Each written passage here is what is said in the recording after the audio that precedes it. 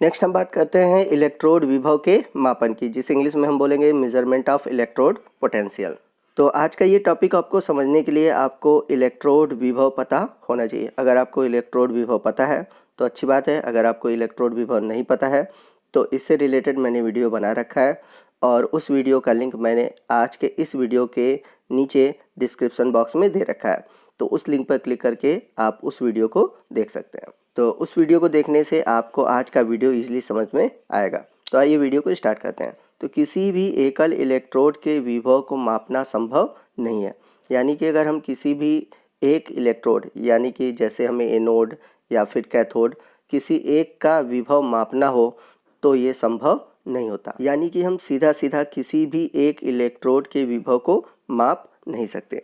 तो जब हम किसी भी एक इलेक्ट्रोड के विभव को माप नहीं सकते तो हम कैसे इलेक्ट्रोड विभव का मापन करेंगे, हमको ये समझना है। तो अब यहाँ पर क्वेश्चन आता है, तब हम इलेक्ट्रोड विभव का मापन कैसे करेंगे? जब हम किसी एकल इलेक्ट्रोड विभव का मापन नहीं कर सकते तो हम पता कैसे करेंगे? परंतु ध्यान दीजिएगा कि जब दो इलेक्ट्रोड से बने सेल होते हैं, हम उनका ईएमएफ यानी कि इलेक्ट्रोमोटिव फोर्स माप सकते हैं। तो जब भी हमें किसी एक इलेक्ट्रोड का इलेक्ट्रोड विभव पता करना होता है तो हम उसके लिए दो इलेक्ट्रोड को लेंगे। तो हम सिंगल एक इलेक्ट्रोड को लेकर कभी भी विभव का मापन नहीं कर सकते, मैंने अभी बताया। परंतु अगर हम दो इलेक्ट्रोड ले लें तो हम किसी एक इलेक्ट्रोड के इलेक्ट्रोड विभव का मापन कर सकते हैं। तो दो इलेक्ट्रोड से बने जो सेल होते हैं, हम उनका ईएमएफ ज्ञात करेंगे। तो ईएमएफ क्या होता है, इसके लिए भी मैंने वीडियो बना रखा है, तो आप वो वीडियो देख लीजिए, आपको ईएमएफ समझ में आ जाएगा। तो दो इलेक्ट्रोड का ईएमएफ ज्ञात करना सिंपल होता है। तो जब हमें दो इलेक्ट्रोड से बने सेल का ईएमएफ ज्ञात हो जाएगा तो हम किसी एक इलेक्ट्रोड के इलेक्ट्रोड विभव का मापन कर सकते हैं। क्योंकि ईएमएफ के लिए हम लोगों ने फार्मूला पढ़ा था, E cell equal to E cathode minus E anode. तो जैसा कि मैंने पीछे आपको बता रखा है कि ईएमएफ को ही हम ई सेल भी कहते हैं। तो जब हम ईएमएफ को ज्ञात कर लेंगे, यानी कि ई सेल को ज्ञात कर लेंगे, तो हमें कैथोड या एनोड के किसी भी एक इलेक्ट्रोड का जो भी इलेक्ट्रोड विभव है वो माप सकते हैं। तो इस सूत्र से एक इलेक्ट्रोड का विभव दूसरे इलेक्ट्रोड के सापेक्ष ज्ञात किया जा सकता है। तो अब दिमाग में बात आ रही है कि जब हम एक इलेक्ट्रोड का निकाल रहे हैं, दूसरे इलेक्ट्रोड का हमें पता नहीं है, तो हम कैसे ज्ञात करेंगे?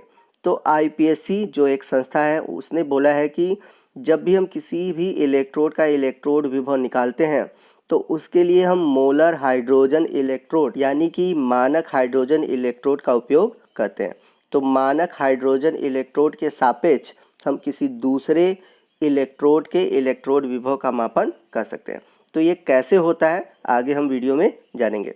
तो आपके दिमाग में हमेशा ये रहना चाहिए कि जब भी हम किसी भी इलेक्ट्रोड का इलेक्ट्रोड विभव निकालते हैं तो उसके लिए हम मानक हाइड्रोजन इलेक्ट्रोड विभव का प्रयोग करते हैं। तो इसलिए हम कह सकते हैं कि सभी धातुओं के मानक इलेक्ट्रोड विभव मानक हाइड्रोजन इलेक्ट्रोड के सापेक्ष मापे जाते हैं। और अभी हम लोगों ने पीछे पढ़ा कि मानक हाइड्रोजन इलेक्ट्रोड विभव का जो मान होता है वो होता है 0 वोल्ट, क्योंकि यह मान लिया जाता है कि मानक हाइड्रोजन इलेक्ट्रोड विभव का जो मान होता है वो होता है 0 वोल्ट, और इसी के सापेक्ष हम दूसरे धातु के इलेक्ट्रोड विभव को ज्ञात करते हैं।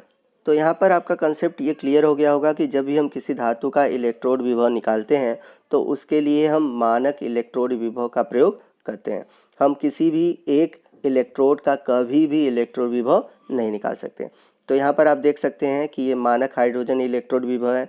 अभी हम लोगों ने पीछे पढ़ा भी है कि मानक हाइड्रोजन इलेक्ट्रोड विभव क्या होता है, ये कैसा पात्र होता है, तो ये सब पीछे हम लोगों ने देखा। तो मानक हाइड्रोजन इलेक्ट्रोड का प्रयोग करके हम किसी दूसरे धातु के इलेक्ट्रोड विभव का मापन करेंगे।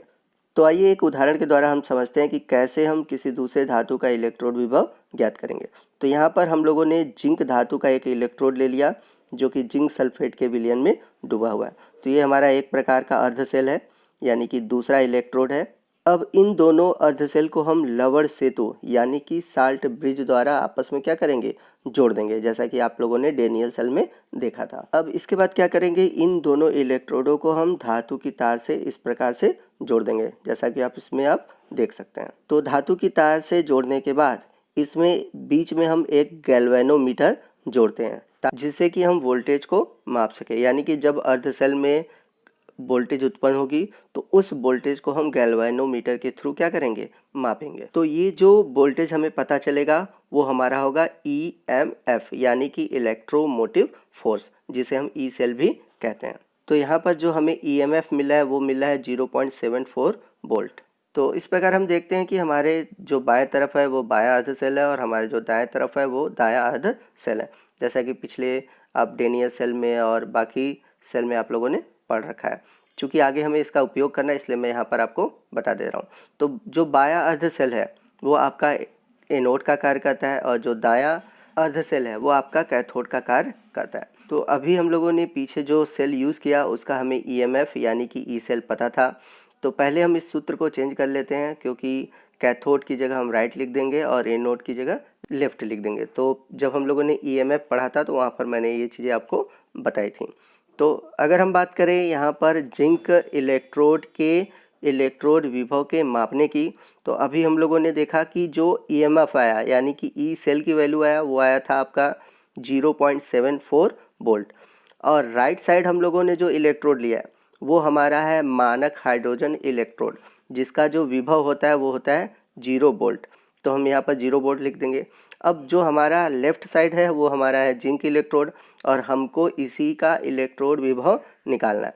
तो जब हमें जिंक का इलेक्ट्रोड विभव निकालना है तो हम क्या करेंगे, पक्षांतर करेंगे और वैल्यू को निकालेंगे। तो जब हम लोग सॉल्व करेंगे तो सॉल्व करने पे हमारा EZN आएगा -0.74 वोल्ट। तो यहाँ पर हम लोगों ने जिंक का इलेक्ट्रोड विभव ज्ञात किया। कैसे ज्ञात किया, तो हम लोगों ने ज्ञात किया मानक हाइड्रोजन इलेक्ट्रोड विभव के सापेक्ष। तो इस प्रकार हम मानक हाइड्रोजन इलेक्ट्रोड विभव की सहायता से किसी भी धातु का इलेक्ट्रोड विभव ज्ञात करते हैं। इसलिए मानक इलेक्ट्रोड विभव को हम रेफरेंस इलेक्ट्रोड भी कहते हैं।